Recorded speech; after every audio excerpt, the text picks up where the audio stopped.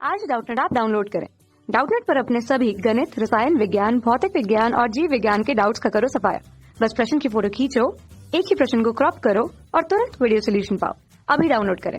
क्यों बिजली के लैंप को धारा पहुंचाने वाली तारें वास्तविक रूप में गर्म नहीं होती जबकि लैंप का फिलामेंट तपकर सफेद हो जाता है। तो दोस्तों, आपने घर में भी ऐसा प्रयोग किया होगा कि एक लैंप जो है वहां पर अगर हम विद्युत स्रोत से संलग्न कर दे, दो तार रहते हैं, एक लाल रहता है एक काला रहता है। तो लाल तार जीवंत रहता है और काला तार क्या रहता है, न्यूट्रल रहता है। ठीक है, इसको मैंने एक संभरण से संलग्न कर दिया। संभरण मतलब सप्लाई। ठीक है, तो घरेलू परिपथ में जो सप्लाई आता है 220 वोल्ट का, वहां से मैंने इसको संलग्न कर दिया दोनों तारों को। ठीक, अब उसके पश्चात क्या होगी, धारा प्रवाहित होगी और वही धारा जो है इस तार से होकर जा रही है और इस फिलामेंट पे होकर जा रही है। धारा का मान तो परिवर्तित हो नहीं रहा बीच में। ठीक है, तो समान धारा जारी फिलामेंट में भी और इस तार में भी।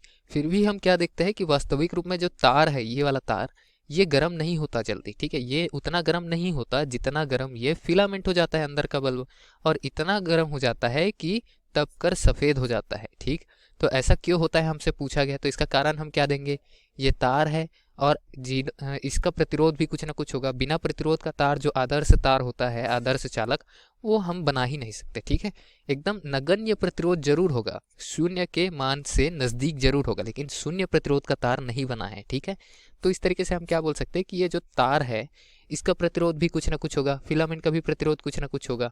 ठीक है, दोनों जो प्रतिरोध है वो श्रेणी क्रम में जुड़े, तार का प्रतिरोध कम होगा हालांकि और फिलामेंट का प्रतिरोध अधिक होगा। ठीक, तो श्रेणी क्रम में दोनों प्रतिरोध जुड़े हुए हैं। कैसे जुड़े हुए हैं, श्रेणी क्रम में जुड़े हुए हैं दोनों प्रतिरोध। ठीक है, बल्ब का जो फिलामेंट है वो और जो संयोजन तार है वो दोनों का प्रतिरोध। और हम क्या जानते हैं कि ऊष्मा जो भी उत्पन्न होती है वो अनुक्रमानुपाती होती है प्रतिरोध के, मतलब प्रतिरोध का मान बढ़ाएंगे तो ऊष्मा का मान बढ़ेगा। ठीक है, अब दोस्तों जो कि देख रहे हो ये फिलामेंट वाला तार है, बहुत अधिक पतला होता है, मतलब अनुप्रस्थ काट का क्षेत्रफल क्या होता है, एकदम पतला। तो प्रतिरोध क्या होता है, प्रतिरोधकता गुना लंबाई बटे में क्षेत्रफल। क्षेत्रफल जो है अनुप्रस्थ काट का बहुत ही पतला होता है, तो प्रतिरोध का मान बहुत ही अधिक मिलता है। चालक तारों पे क्या होता है, क्षेत्रफल पतला नहीं होता, मोटा होता है, फलस्वरूप तो प्रतिरोध का मान घट जाता है यहाँ पर। ठीक है, इसीलिए स्मॉल आर लिख देते हैं। ठीक, तो इस वजह से हम क्या देख रहे हैं कि इसका प्रतिरोध का मान बढ़ जा रहा है और इसका प्रतिरोध का मान बढ़ जा रहा है श्रेणी क्रम में, तो ऊष्मा इससे अधिक प्रवाहित होगी समान धारा के लिए। ठीक है, अगर ये अनुक्रमानुपाती का चिन्ह हटाकर पूरा समीकरण लिखे तो क्या लिख सकते हैं, H बराबर आर आई स्क्वेयर टी। ठीक है, जहां पर आई धारा है, टी समय है, तो समान समय के लिए धारा भी समान होगी श्रेणी क्रम में, तो प्रतिरोध का मान बढ़ाने पर यहाँ पर ताप का मान बढ़ जाएगा, ऊष्मा का मान बढ़ जाएगा। ठीक है, सीधे सीधे अनुक्रमानुपाती हो जाएगा ऊष्मा प्रतिरोध के। प्रतिरोध का मान बढ़ाऊंगा, ऊष्मा का मान बढ़ेगा। प्रतिरोध का मान कम है तो ऊष्मा का मान कम हो जाएगा। तो यहाँ से क्या देख रहे हैं कि प्रतिरोध का मान अधिक है किसका, फिलामेंट का। ठीक है, दो चीजें हैं यहाँ प्रतिरोध में, एक क्या है, संयोजक तार। ठीक, एक है संयोजक तार जिसका प्रतिरोध हमने स्मॉल आर माना है। तो यहाँ से जो ऊष्मा प्रवाहित होगी वो क्या हो जाएगी, कम हो जाएगी, क्योंकि प्रतिरोध जो है वो अधिक है।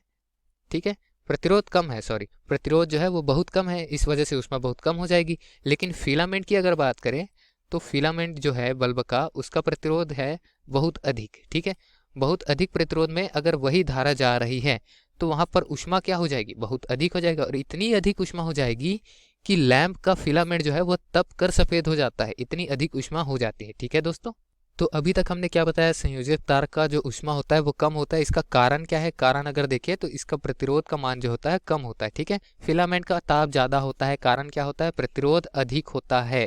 ठीक है, प्रतिरोध का मान अधिक होता है, और श्रेणी क्रम में है चूंकि, तो समान धारा, मतलब जितनी धारा फिलामेंट को चाहिए उतनी धारा संयोजक तार पहुंचा रहा है, अपने में से होके गुजार है।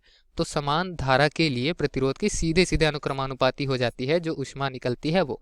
ठीक, यही दिए गए प्रश्न का हमारा उत्तर था। धन्यवाद। कक्षा 6 से 12वीं से लेकर नीट, IIT, JEE वो एडवांस के लेवल तक 1 करोड़ से ज्यादा छात्रों का भरोसा। आज ही डाउनलोड करें डाउटनेट ऐप या व्हाट्सएप करें अपने सारे डाउट्स 8400 400 400 पर।